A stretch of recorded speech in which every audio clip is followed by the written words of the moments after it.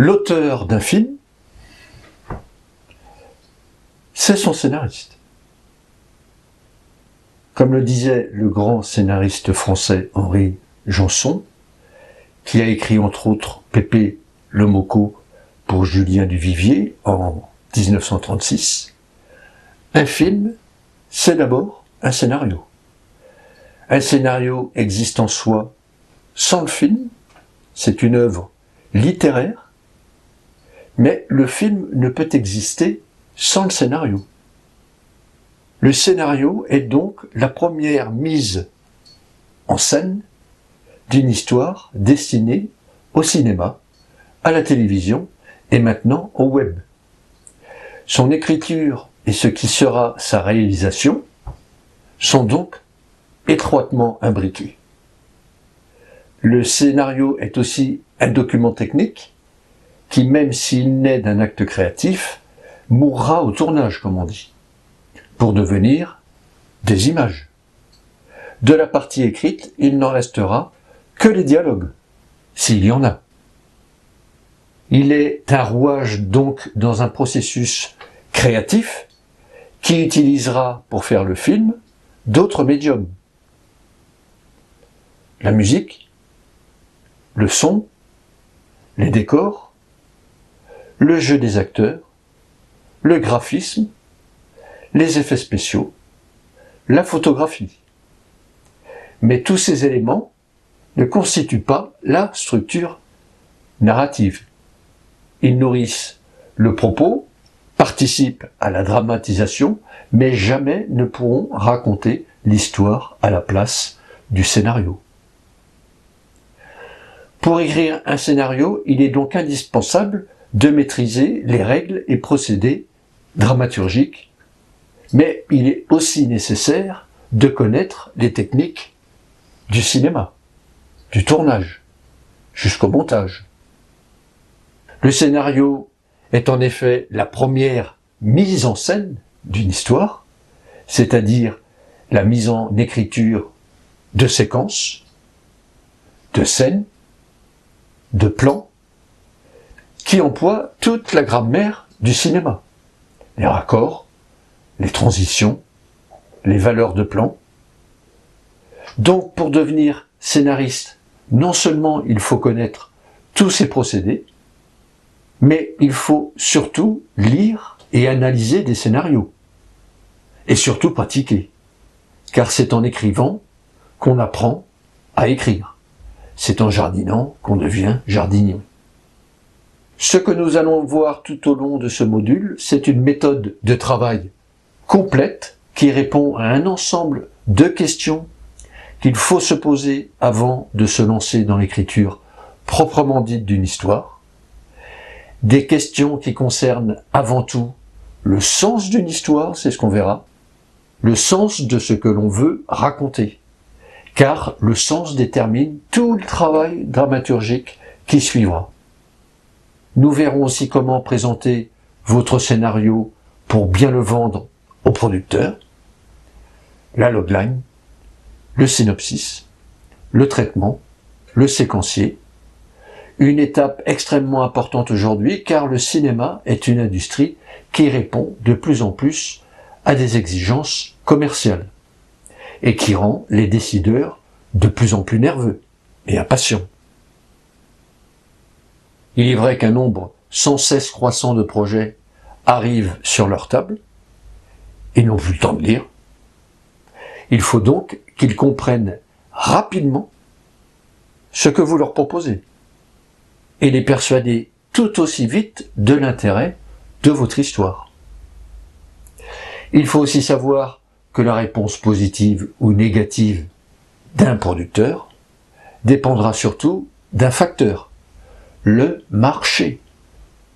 Vous aurez beau lui proposer la meilleure histoire sous la forme d'un scénario irréprochable, même innovant, mais s'il ne correspond pas au marché, s'il arrive trop tard, par exemple, après un film déjà tourné, sur le même sujet, ou trop tôt, traitant d'un sujet en avance sur son temps, ou s'il ne correspond pas à un large public, mais à ce qu'on appelle une niche, vous essuierez un refus, ou ne recevrez jamais de réponse, ce qui est le plus courant, et revient au même. Vous apprendrez vite que la grande majorité des producteurs sont des gens très mal élevés, surtout avec les jeunes auteurs. Ils ne répondent jamais. Ce qui est professionnellement un non-sens, car ce sont les jeunes qui apportent la nouveauté. Et curieusement, ce phénomène est surtout français. Allez savoir pourquoi. Il faut aussi avoir toujours en tête que la qualité seule d'un scénario ne garantit pas sa production. Aujourd'hui, les films sont de plus en plus formatés et les exceptions ne font que confirmer la règle. C'est encore plus prégnant en télévision, car les diffuseurs, les producteurs disent connaître leurs spectateurs et leurs attentes. Ils sont également très attentifs à ce qu'il y a du succès de l'autre côté de l'Atlantique, s'en inspirent parfois, mais ils choisiront toujours d'acheter une série au lieu de la produire. C'est moins cher et surtout moins risqué. Il est bon de rappeler au passage que les séries américaines que beaucoup de jeunes adultes, et peut-être vous, et trouvent particulièrement géniales, sont en réalité celles qui sont écrites avec le plus strict cahier des charges et correspondent à la scène près à des structures narratives qui ont fait leurs preuves. Leur processus de création est même le plus industrialisé qui soit dans l'audiovisuel. La grande innovation de ces séries réside en fait dans le choix d'un concept, un concept original qui n'a pas encore été exploité et que l'on appelle un high concept. Tout au long de ce module sur le scénario, nous allons nous mettre dans la peau d'un scénariste à qui une production commande l'idée d'un film sur le thème de la vengeance, sans autre indication supplémentaire. Nous allons alors imaginer ensemble toute une histoire en passant par toutes les étapes de création d'un scénario, la thèse, les personnages, la structure, les charnières dramatiques, les personnages, je l'ai dit, l'intrigue, les procédés narratifs, les ressorts dramatiques, et en même temps que nous avancerons sur la création de notre histoire, nous avancerons dans la théorie. Vous serez ainsi confrontés à toutes les questions et difficultés que rencontre un scénariste. Vous découvrirez tous les outils et procédés qui sont à notre disposition pour éviter les erreurs et obtenir le meilleur résultat. Et arriver à ce que disait l'auteur de théâtre Boileau, « Ma pièce est faite, je n'ai plus qu'à l'écrire ». Pour que vous compreniez bien les choses, pour que vous assimiliez facilement les techniques scénaristiques, nous construirons une histoire simple, voire schématique, et à chaque étape de notre histoire, nous verrons une à une toutes les questions qu'impose la dramaturgie pour que les scènes tombent naturellement l'une dans l'autre, selon le vraisemblable et le nécessaire, c'est ce qu'on dit, jusqu'à la conclusion, donc la fin de l'histoire. Et à la fin de ce travail, je peux vous assurer que nous aurons une histoire qui tiendra parfaitement la route. Mais avant de commencer quoi que ce soit, il nous faudra une vision parfaite de ce que nous voulons dire, pourquoi le dire, et surtout, comment le dire. Le scénario est né bien après l'invention du cinéma par les frères Lumière. Leur premier film était très court, et n'avait pas besoin de script, durait quelques minutes.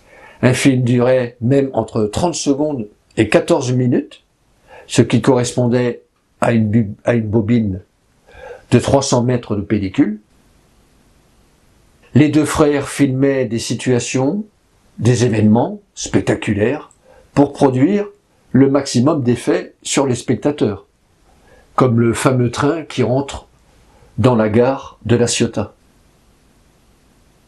En revanche, Georges Méliès élaborait des scénarios extrêmement précis, sans doute les premiers storyboards d'ailleurs, afin de préparer méticuleusement ses effets spéciaux. Les scénarios de Charlie Chaplin prenaient forme, eux, jusqu'au tournage, pour des films qui devenaient de plus en plus longs. Pour l'anecdote, les deux frères Lumière ne croyaient pas du tout à l'avenir commercial du cinéma et avaient même conseillé à Méliès de ne pas s'y lancer.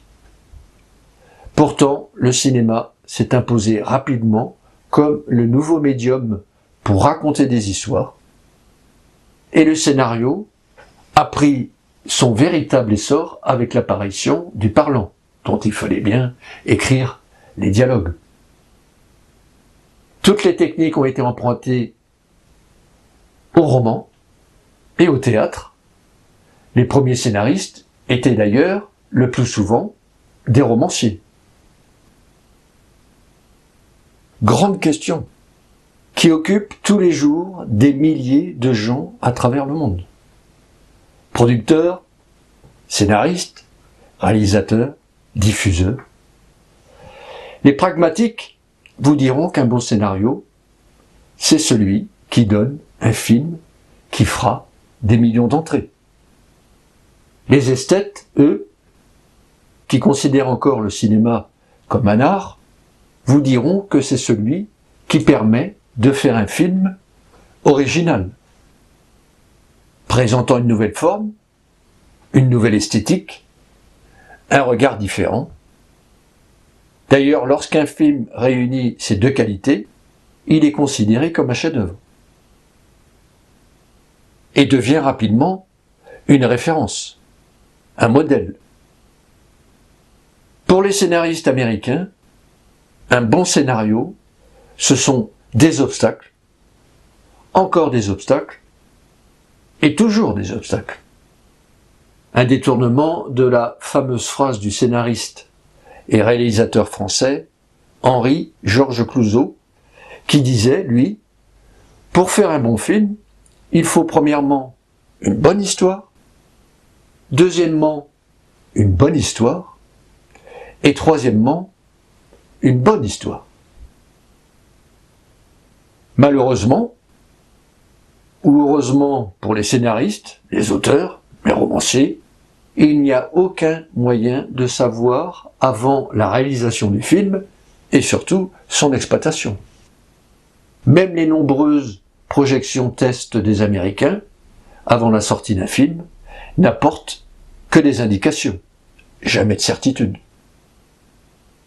Ce qu'on peut en revanche affirmer, c'est qu'un bon scénario, dans le sens dramaturgique du terme, ne donnera pas forcément un film à succès, mais il a beaucoup plus de chances de donner un bon film.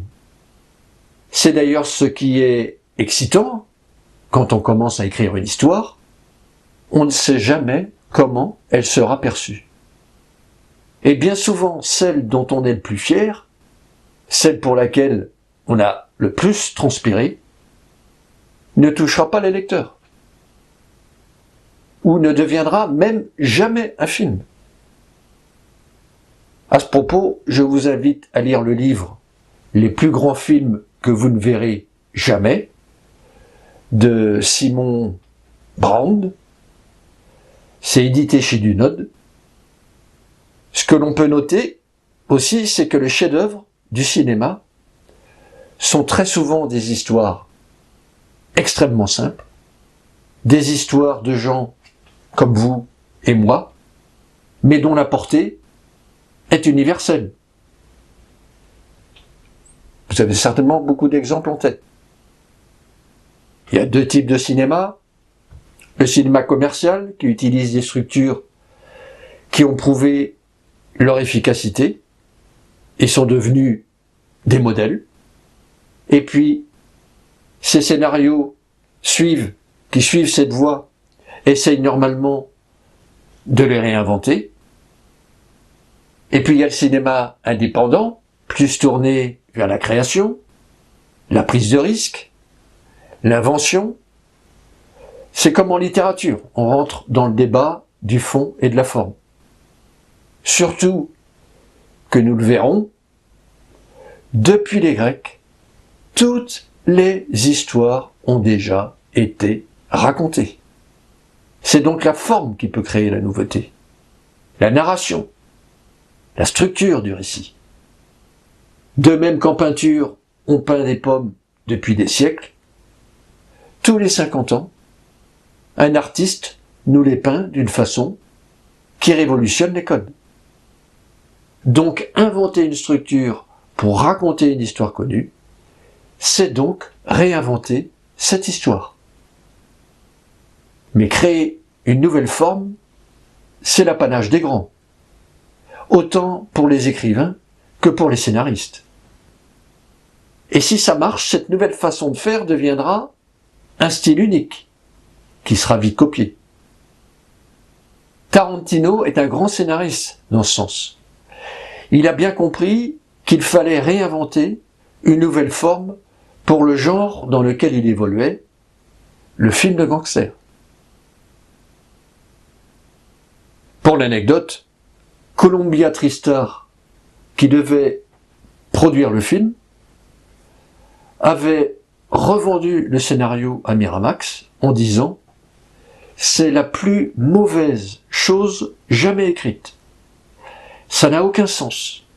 Quelqu'un meurt et ensuite il est vivant. C'est trop long, trop violent, c'est infilmable. » Non seulement ce film a eu un succès critique énorme, Palme d'Or à Cannes, meilleur scénario, César du film étranger, mais aussi un succès considérable, le plaçant au 12e rang du box-office mondial en 1994. Un exploit au regard de son budget, tout petit budget. Les règles, disait Flaubert, c'est comme les principes. Appuyez-vous dessus, ils finiront par céder. Bien sûr, faut les connaître.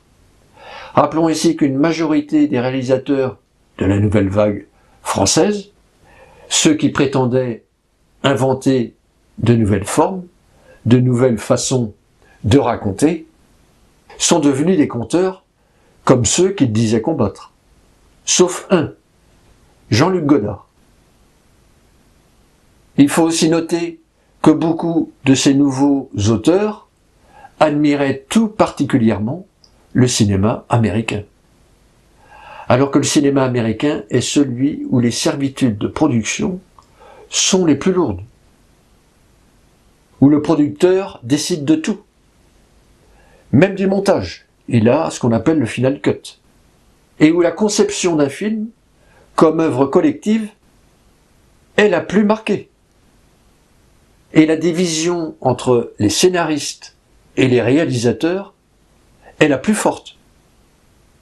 Il est d'ailleurs intéressant de noter que derrière toute avancée artistique, voire révolution artistique, il y a généralement une avancée, voire une révolution technologique.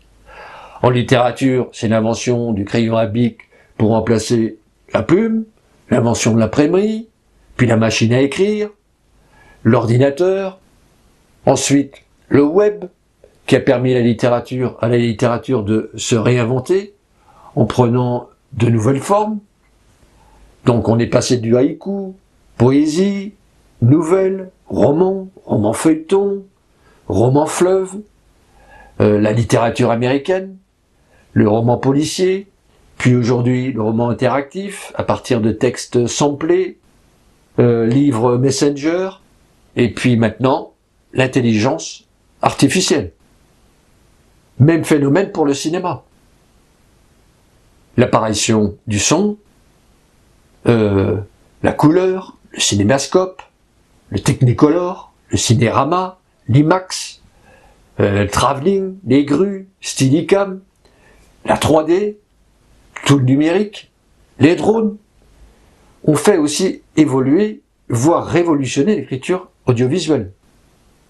N'oublions pas que c'est l'apparition, par exemple, des caméras 16 mm, et surtout les petits enregistreurs son comme le Niagara, qui ont permis de sortir de la pesanteur des studios et autoriser l'émergence de la nouvelle vague. Ou encore l'arrivée des petites caméras DV-Cam, je ne sais pas si vous en souvenez, qui a fait germer l'idée du dogme de Lars von Trier. La télévision a suivi la même évolution.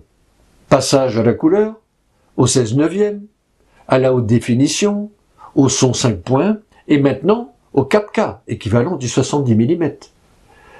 Non seulement les salles n'en sont pas équipées, ou très peu, ce qui veut dire que les écrans TV ont devancé techniquement les écrans ciné.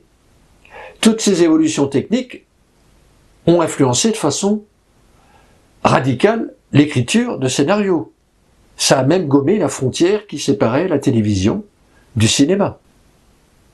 Aujourd'hui, avec des plateformes comme Netflix, Apple, Amazon, pour ne citer que les plus grosses, la ligne de démarcation a totalement disparu. Non seulement au niveau de la qualité des films, mais aussi la taille des budgets. À tel point que l'on peut voir désormais des films de plateforme sélectionnés au Festival de Cannes, ou à Sundance, Berlin, Venise, alors qu'ils ne sortiront jamais en salle de cinéma, mais uniquement sur les petits écrans d'ordinateur, les tablettes, les smartphones, ou les grands téléviseurs 4K, 5 points. Demain, on aura peut-être du 6K. Hein. Voilà ce qu'on pouvait dire pour introduire le scénario. On va passer au cours suivant.